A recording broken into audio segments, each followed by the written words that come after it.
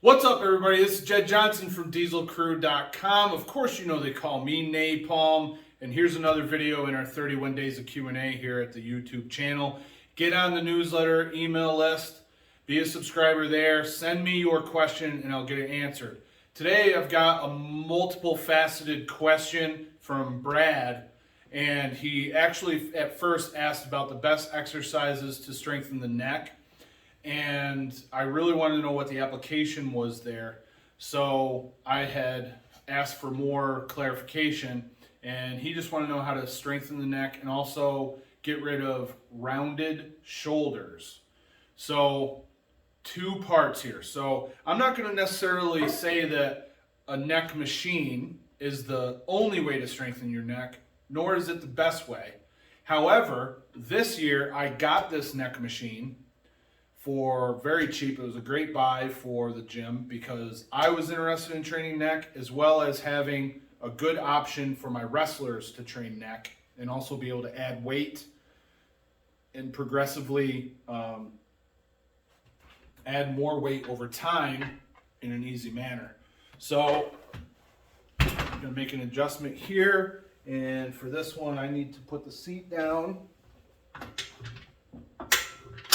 So I'll show you some of the things that we do most often with this machine. I really like it for side neck. If you want to develop your neck and make it thicker, then you need to work the sides so that you create that visual of the neck getting wider. So the way you do this here, put your ear inside of these two pads. You flex, lateral flex, bring it back.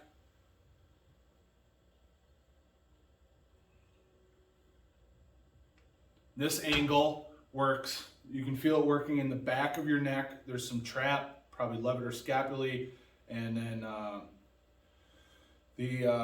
can't think of the name of the side neck muscles. There's sternocleidomastoid and some other muscles there, but you can feel it pretty well.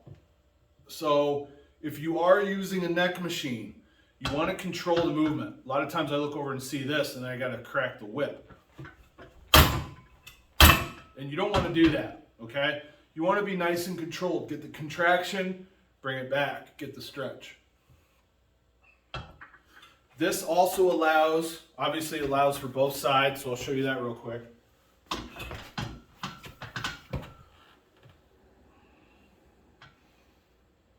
It also allows for neck extension, so this is going to work the back of your neck specifically.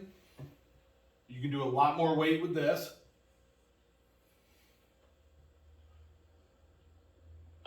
You can also sit and put your face into it, but I honestly don't do this that much.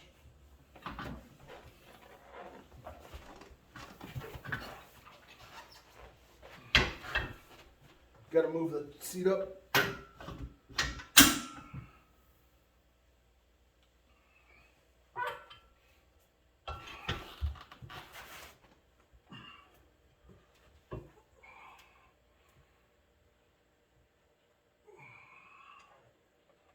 I don't do that ever. That's probably the second time I've done it. It's a giant pain in the ass. You can also use plates. So you can lie down on a bench on your back, towel on your forehead, plate on your head, flex up, lower down.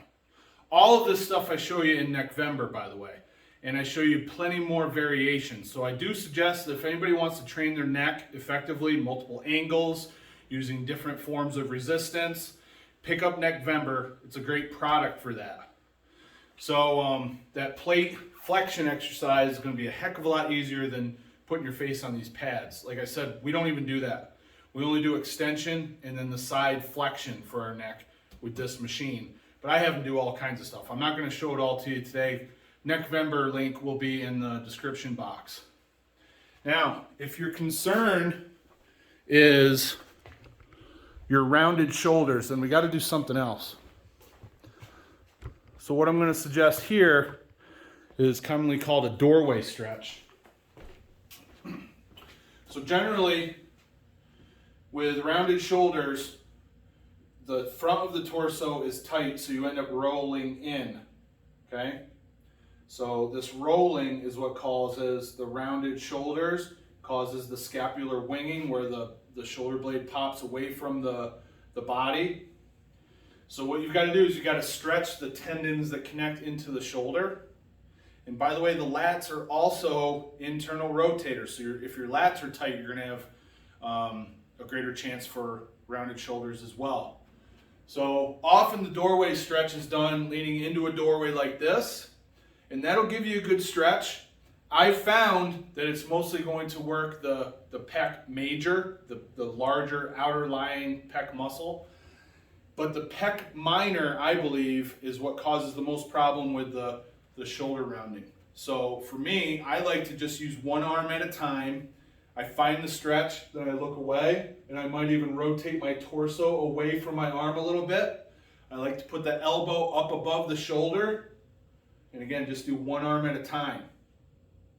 You may also have to lean forward a little bit to find that stretch in order to gain extra distance there.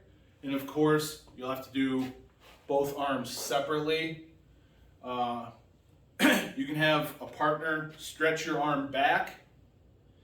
And then of course, it's important to stretch the lats, which I like to just grab onto something, lean away, and then rotate away from your hand.